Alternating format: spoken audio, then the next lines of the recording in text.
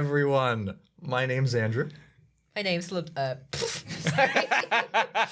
Who are you? Sorry.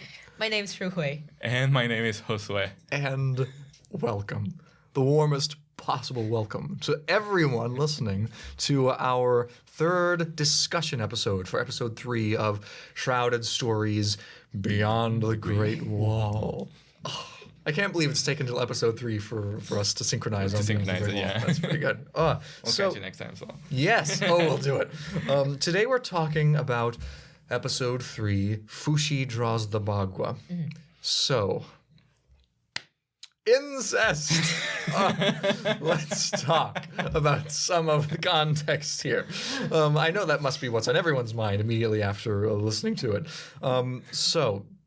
There are many questions to be asked about this because we're not just I'm not just talking about incest. I mean about the entire episode because we're dealing with what sound like to be some very big foundational concepts for ancient Chinese mythological outlook on the world.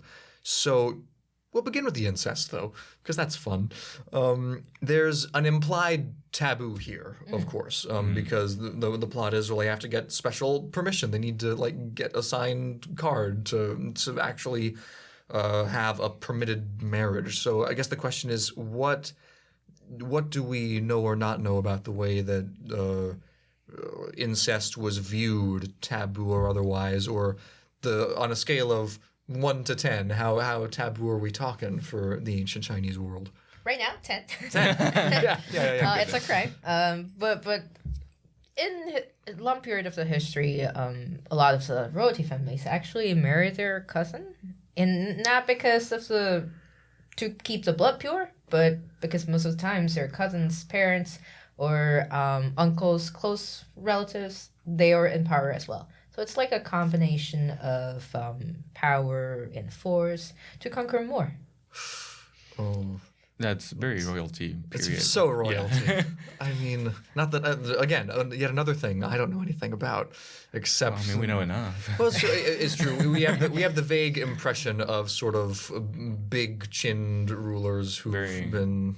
And very political marriages. Yeah. Yes, so that's accessible in that way. But I think in this myth, we're probably not in that realm. And I know they were asking for permission. I kind of want to say there's a upper force over. We'll get to that. Yes. Okay. Let's not get ahead of it. No, we can get to it now. Why not? Clearly, as you say, it seems as if the motivator here is an actual sibling love connection, which, is not totally uncommon in Western myth or in literature. I just learned yesterday that apparently in one of Tolkien's Middle-earth stories, there's an important brother-sister couple. I've not read. I think it's one of the Unfinished Tales or something. Yeah. Or in the Silmarillion, I think. We're not talking about that today, though. But only to say that there's the ring cycle. There's also Greek mythology has a lot of of that, Zeus and Hera and the Titans as well, and also Egyptian mythology has I think it was Osiris and Isis or something there's a lot of that ongoing, and maybe it's just because the world needs to be populated somehow and that's just the only way, or maybe there's another significance to it. I don't know. The ancients clearly had incest on the mind. Yeah, I mean, what? That was just funny. It does make logical sense, especially because in the timeline of the universe in this story we're going over, it's early on, it's early days, and I mean, yeah, but the record, on paper record, a record of this story was happening during Tang Dynasty, which is considered one of the more open dynasty as for female figures and marriage and that kind of thing. But still, they're considering this as not suggested unless you have blessing from the above. Okay. Yes. Okay. Right. But to get to your point that we were going to jump to earlier about the forces that are being prayed to. So the heavens. The heavens. Okay. What are the heavens, Shuhui? No expert. Personal guess. When we were talking about Pangu opening up the world, he was in this chaos. I do think there's space outside of that chaos egg. And like Bagua, what Fuxi draws in this episode, is an outcome of a derivative of 4 seasons. And the 4 seasons are like split from yin and yang, the 2 energies. And those 2 are born from one single seed, which is an egg. So we have this line here just following. So what is that seed born from? So I'm guessing there's upper force trying to balance this kind of force and then give offsprings and creating a world. So sorry, this is just mind blowing to me because normally we associate gods with like there's nothing beyond that, and even if you have like different gods fighting against each other, maybe like maybe Odin is more powerful than Thor and stuff like that. They're still gods, but this kind of like feels like even the gods have gods themselves. Like there's something above them that goes beyond that goes beyond what we have access to. We don't usually have like a tangible form for that kind of force, but like the DSTs that we're describing now in our stories, they're more like human or just more abled human, and they're no way near omnis. What was the word? Omniscient. Yeah. Okay. Yeah. Excuse me. Sorry. Damn. I've been home a minute. Please continue. Omniscience. Yes. You okay? No, I'm good. I'm good. Sorry, I'm just weeping. No. Yes, but yes, makes sense. I mean, especially when we look at a lot of. Does it? It doesn't make sense. Wait till I'm done. Okay, sorry. No, all I mean is it makes sense in terms of in the context of other mythologies that the gods are not necessarily the be all end all, especially when in this case they're people. They're with motivations. They're not sort of mysterious figureheads on the mountain who know all and are perfect. Which actually brings me to a question about sort of the status of this one guy who's new on the scene, Fuxi. So, brother to Nua, are we thinking of him explicitly as a god? And we know he becomes a king, but what is he by the time the story ends? Is he like a god who has become a god king among mortals, or does he have to? This is a little bit fan fiction-y because I'm kind of imposing a lot of questions, but. Is there an element of, is godhood lessened by interaction with mortals in this way? What's the deal with Fuxi is my question. I would say, well, first of all, he's a brother of Nua, so they look alike. They have similar abilities. What was that? Similar? Oh, no, I was just going to ask if they're both snake people. Yeah. Yes. Okay. Got it. Human head, snake body. So does he have also like the ability to create and stuff like that? No. Okay. But those 2, the pair, are considered like the gods of marriage and Gotcha. bearing, and yeah. Yeah. I mean, it does beg other questions. I mean, as long as we're on the topic of the relationship of these 2, there's just in the chronological world of going from Nua creating humans to this story, we have a shift in that Nua was very much our protagonist of our last episode. In this case, suddenly things shift over. Even though she is the mother figure, the creator of the human race, it's Fuxi who becomes king. And it's him who makes this discovery / articulation of the Bagua and gives it to human beings. Forgive me for using the P word, but it feels like we're shifting to a slightly more patriarchal worldview.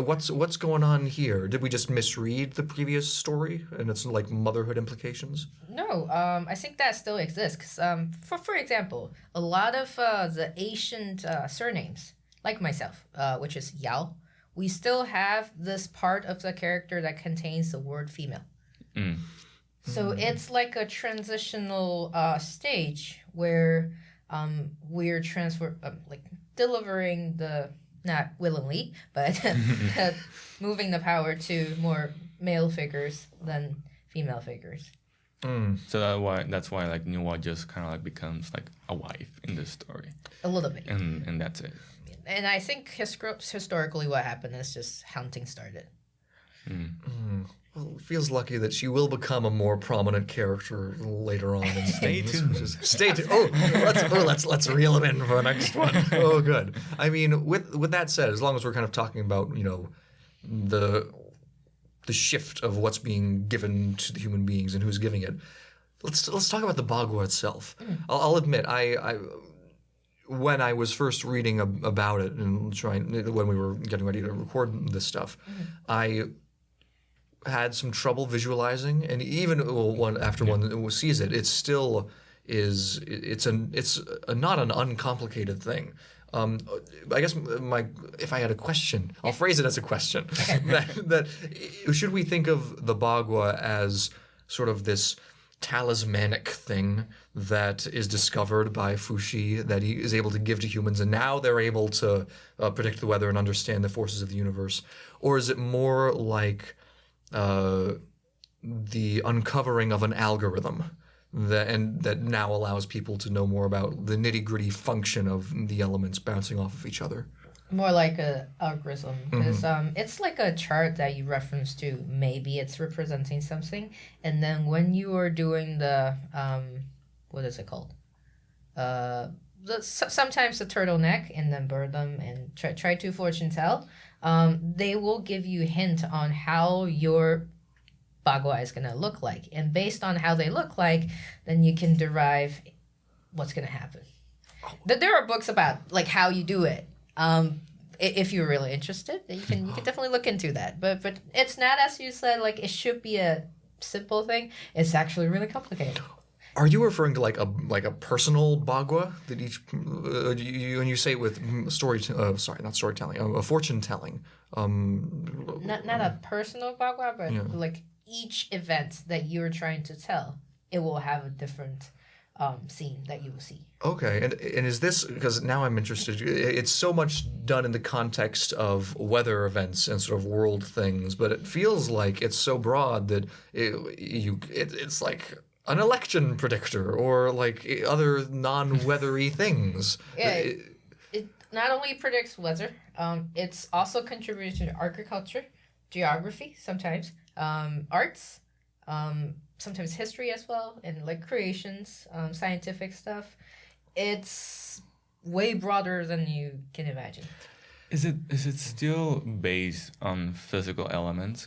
Because I know like it kind of goes like into the elements, the seasons, and then keeps going on to like physical, tangible things. Yes. Or does it go past like to like some more like maybe emotional aspects or metaphysical? Yes, because like you have the 8 different elements, and then they have like derivatives of like this might be representing this part of the family relationship, and which might have this like emotional surrounding that's suggesting, and this maybe have like a I don't know, like a certain events that's gonna happen. Okay, kind of like a storm is coming to your emotional life, stuff like.